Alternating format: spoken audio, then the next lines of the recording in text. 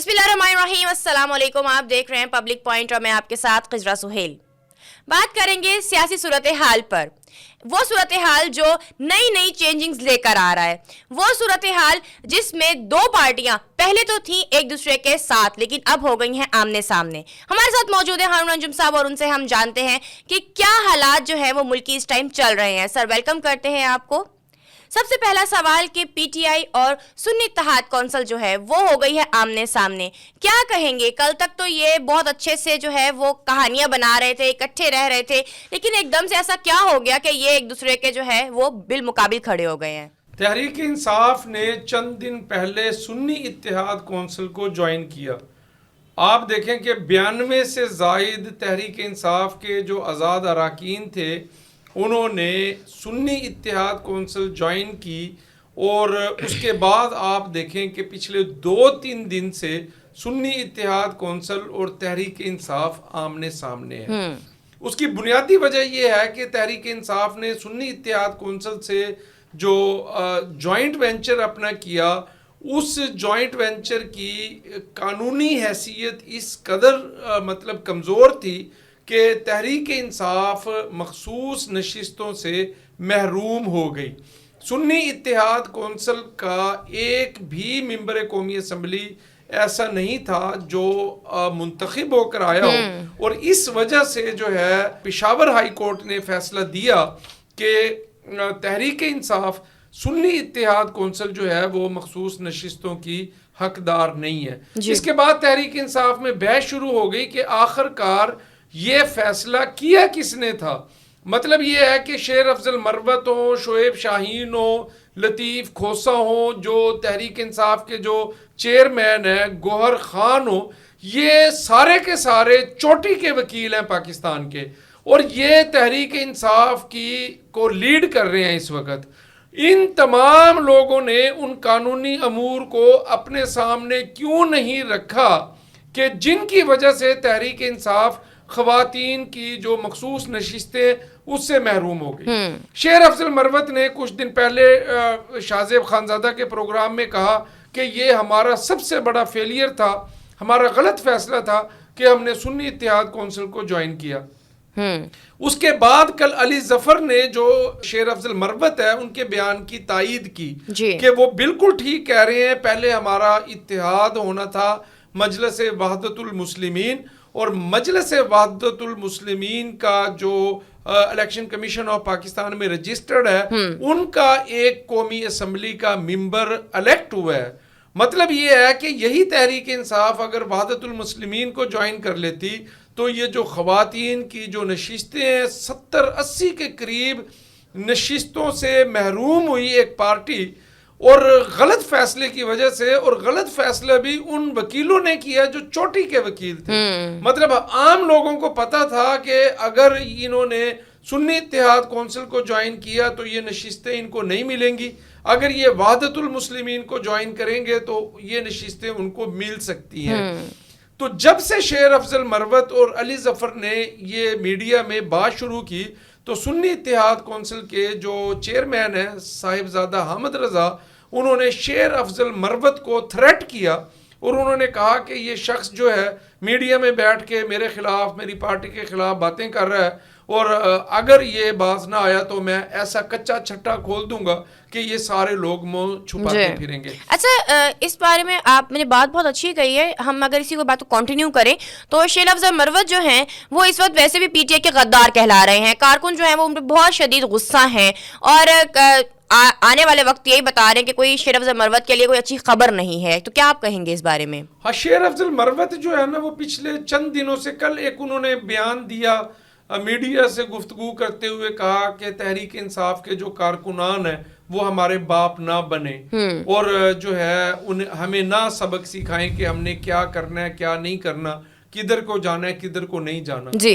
तो शेर अफजल मरवत के खिलाफ जो है पाकिस्तान तहरीक इंसाफ के जो सोशल मीडिया विंग्स हैं उनमें बड़ी एक कैंपेन चल रही है कि ये एक प्लांटेड शख्स है, ये पार्टी में दरारें डाल रहा है और ये जो इमरान खान है उनको भी ख़राब कर रहा है और ये पार्टी को भी डिस्टर्ब कर रहा है। आप देखें कल की बात है کہ شیر افضل مروت جو ہے، حالانکہ عمران خان کے ساتھ ملاقاتوں پر پابندی ہے، تو شیر افضل مروت اور 2-3 مزید لوگ عمران خان سے ملے ہیں. تو تحریک انصاف کے کارکنان یہ سوال اٹھا رہے ہیں کہ جب ملاقاتوں پر پابندی ہے تو شیر افضل مروت کیسے مل رہے ہیں عمران خان کو.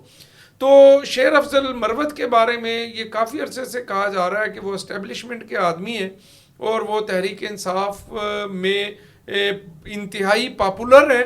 اس کی وجہ یہ ہے کہ وہ ہر پروٹیسٹ میں فرنٹ سے لیڈ کرتے ہیں، سخت بیانات دیتے ہیں، اور جو تحریک انصاف کی جو ایک فالوور ہے اس کو اٹریکٹ کرتے ہیں.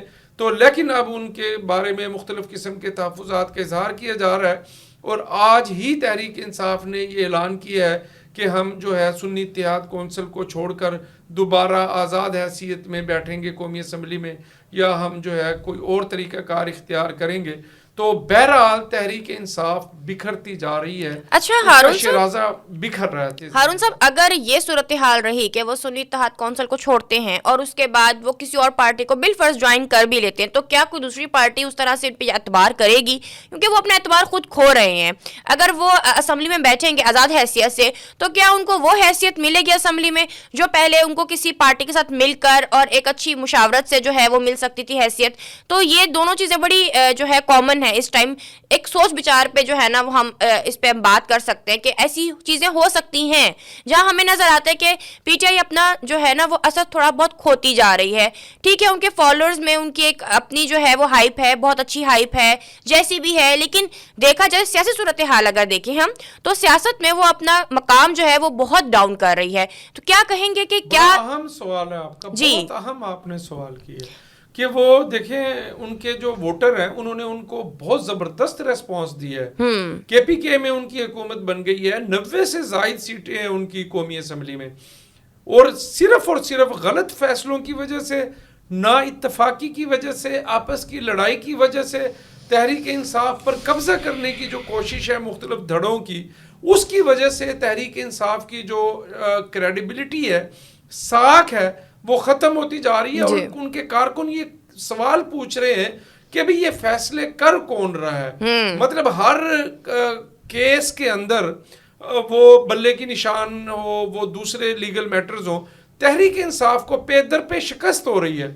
ابھی آپ دیکھیں یہ جو خواتین کی مخصوص نشستیں ہیں، تو جب یہ پشاور ہائی کورٹ میں اس کی پیشی تھی تو تحریک انصاف کے وکیل پیش ہی نہیں ہوئے، اور عدالت نے کہا کہ ان کو تو پہلے وہاں پر وقت سے پہلے پہنچنا چاہیے تھا. اب علی ظفر کہہ رہے ہیں کہ یہ بابر ایوان کا کام تھا، بابر ایوان گم ہو چکے ہیں. مطلب یہ ہے کہ جو ان کی کوئی رخ، کوئی سمت اور کوئی ڈائریکشن نہیں ہے.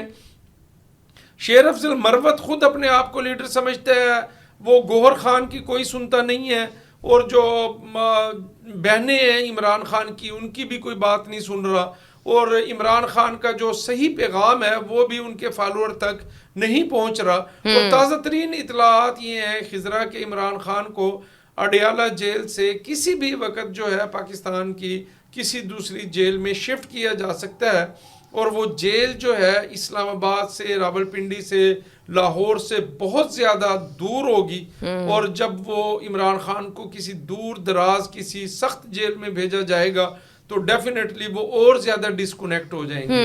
تو کیونکہ اڈیالہ جیل میں خبریں ہیں کہ وہاں تھریٹس ہیں، چیزیں ہیں، خاردار تاریں لگائی جا رہی ہیں، میڈیا کی پابندی لگا دی گئی ہے، اور عمران خان غیر محفوظ ہیں. تو بیسیکلی میرا خیال یہ ہے کہ اداروں کی پلاننگ یہ ہے کہ عمران خان کو دور کسی ایسی جیل میں بھیجا جائے کہ جہاں ان سے ملاقات کرنے والوں کی جو فہرست ہے وہ بھی مرتب نہ ہو اور ان تک لوگوں کی رسائی کم ہو جائے. تو اس وجہ سے آنے والے دن جو ہے گرمی ہے، اور عمران خان لوگوں کے اے سی اترواتے تھے جب وہ وزیر اعظم تھے. تو سننے میں آ رہا ہے کہ انہوں نے کل یہ کہا ہے کہ میں گرمی محسوس کر رہا ہوں اور آپ مجھے اے سی لگا کے دیں جیل میں. اب حکومت ان کو اے سی لگا کے دیتی ہے یا نہیں دیتی. بہرحال عمران خان کے لیے آنے والے وقت انتہائی مشکل ہے، اور تحریک انصاف کے لیے بھی انتہائی مشکل ہے. تحریک انصاف کے لیے تو مشکل ہو ہی گیا ہے، کیونکہ سننے میں آ رہا ہے کہ رمضان کے بعد علی امین گنڈا پور بھی جو ہیں وہ مشکلات کا سامنا کریں گے. تو کیا کہیں گے، کون کون سی ایسی مشکلات ہیں جس کا وہ سامنا کریں گے اب؟ دیکھیں نااہلی بطور وزیر اعلیٰ ان کا نااہل ہونا، عہدے سے ہٹ جانا تو بہت بڑی حکمت عملی ہے یہ بھی ایک. اور ان کے خلاف جو ایک اثاثے چھپانے کا الزام ہے، 735 کنال کی جو اراضی ہے وہ انہوں نے شو نہیں کی جب انہوں نے اپنے کاغذات جمع کروائے ہیں. اب وہ وزیر اعلیٰ ہیں اور ان کو نوٹس بھیج دیا گیا ہے اور 26 مارچ کو ان کو طلب کیا گیا ہے. تو بہرحال پاکستان میں یہ تمام معاملات ہوتے رہتے ہیں. یہ بات مجھے طے دکھائی دیتی ہے کہ علی امین گنڈا پور تقریباً 3 سے 4 ماہ میں جو ہے وہ وزیر اعلیٰ نہیں رہیں گے، اور کے پی کے میں بھی جو وزیر اعلیٰ آئے گا وہ وفاق کے انتہائی قریب ہوگا، اسٹیبلشمنٹ کے قریب ہوگا، کیونکہ خضرا بات ہے صوبے کو چلانے کی، جی بات ہے ملک کو چلانے کی. خیبر پختونخوا پاکستان کی ایک اکائی ہے، ایک صوبہ ہے. تو امین گنڈا پور جیسا شخص جو ہے میرا خیال ہے کہ وہ اس اہل نہیں ہے کہ وہ اتنے بڑے صوبے کو چلائے. تو اس لیے قوی امکان یہ ہے کہ ان کو اثاثے چھپانے کے الزام پر جو ہے وہ نااہل قرار دے دیا جائے گا، اور وہ صوبائی اسمبلی کی نشست سے بھی محروم ہو جائیں گے، نااہل بھی ہو جائیں گے، وزارت اعلیٰ سے بھی جائیں گے، اور آگے آنے والے 4-5 سال میں ان کا سیاست سے کوئی تعلق نہیں ہوگا. یعنی کہ یہ جو ڈیولپمنٹس ہو رہی ہیں یہ بڑی ہی تگڑی ہیں، یہ تابڑ توڑ ڈیولپمنٹس ہیں، دھواں دھار ہیں. اور اس کی وجہ یہ ہے خضرا، میں آپ کو بتا رہا ہوں کہ ریاست جو ہے اس کی ایک حکمت عملی ہوتی ہے، بالکل، اور ریاست نے جو اپنے پلانز ہوتے ہیں ان کو ہر قیمت پہ امپلیمنٹ کروانا ہوتا ہے. اور اس وقت وفاق میں پسندیدہ ترین حکومت ہے اسٹیبلشمنٹ کی. اور کل جو ہے وزیر اعظم پاکستان میاں محمد شہباز شریف مخصوص وزراء کے ساتھ GHQ گئے.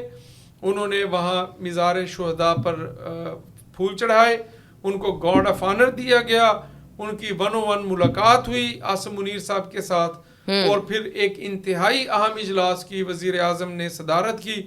ان تمام پکس کو اگر آپ دیکھیں تو ایسے لگتا ہے کہ عاصم منیر صاحب اور شہباز شریف بھائی بھائی ہیں. بالکل. اور دیکھیں اگر یہ لگ رہا ہے تو اللہ کرے ایسا ہو بھی، کیونکہ لگنے میں اور آپ کا فائدہ بھی تو ہونا. بالکل. لیکن مجھے نا ہارون صاحب فائدہ نظر آ نہیں رہا. اگر ہم بات کریں تو بجلی کی قیمتوں میں جو ہے وہ اضافے کا امکان ہے، اور اگر یہ دوبارہ بڑھ گیا، آپ کو پتہ ہے گرمیاں آ رہی ہیں، عمران خان نے تو اے سی اتروائے تھے، مجھے لگتا ہے یہ پنکھے بھی اتروا کے چھوڑیں گے. بڑی تبدیلی آ رہی ہے اس قسم کی.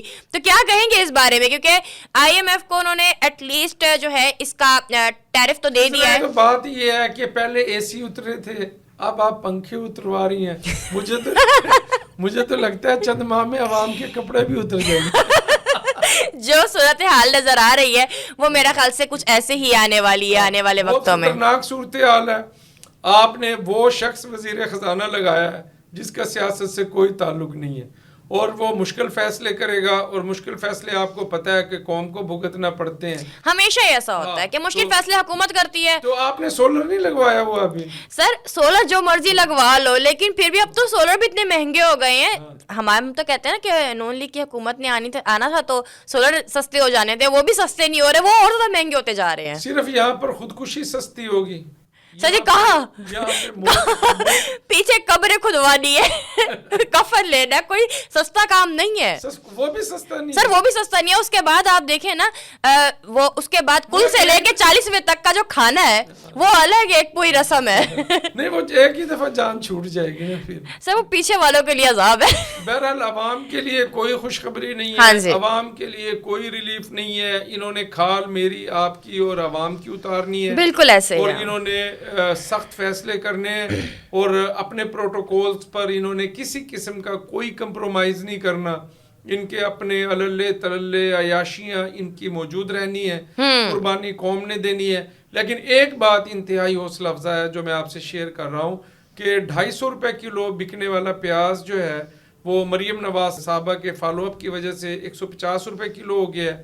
جو ٹماٹر 200 روپے کلو بک رہا تھا وہ 100 روپے ہو گیا ہے، اور جو آلو 80-90 روپے فروخت ہو رہا تھا وہ 50 روپے آ گیا ہے. پنجاب کی حد تک یہ ایک اچھی خبر ضرور ہے کہ مریم نواز صاحبہ جس طرح گورننس کر رہی ہیں اور جو ان کا فالو اپ ہے اور جس طریقے سے وہ صبح 9 بجے سے لے کر رات 5-6 بجے تک جو ہے شام کو، کیونکہ اب روزے ہیں، وہ مختلف اجلاس کے اوپر اجلاس کے اوپر اجلاس، تو اللہ کرے ان کو استقامت رہے اور وہ اسی طریقے سے محنت اور لگن کے ساتھ جو ہے وہ کام کرتی رہیں، تو پنجاب کی حد تک تو یہ ہے کہ مہنگائی کچھ کم ہو سکتی ہے، ادروائز میری اور آپ کی اور عوام کی کھال اترے گی، کیونکہ جو حالات نظر آ رہے ہیں سر، دیکھیں تھوڑے بہت فرق سے اگر آپ نے کوئی چیز سستی کر بھی دی ہے تو آپ اس کی کوالٹی دیکھیں، کوالٹی بہت خراب ہو رہی ہے. اگر ہم دیکھیں کہ ہمارے پاس ہمیں مل کیا رہا ہے، کوئی چیز بھی ہمارے پاس ایسی نہیں ہے جو پیور ہے، ہر چیز ملاوٹ میں ہے، نہ اس چیز کو کبھی روکا ہی نہیں گیا، اس کسی چیز کی طرف کبھی دیکھا ہی نہیں گیا. آپ سستا کر دیں گے کوئی فرق نہیں پڑنا، لیکن آپ اس کی کوالٹی دیکھیں وہ بہت ہی بری ہے. تو یہ تھوڑی بہت چیزیں ایسی ہیں جس پر ہماری حکومت کو نظر ثانی کرنے کی بہت ضرورت ہے. بہت بہت شکریہ ہارون صاحب آپ کا. اسی کے ساتھ خضرہ سہیل کو اجازت دیجیے، پھر ملاقات ہوگی ایک نئے ولاگ میں، تب تک کے لیے اللہ نگہبان.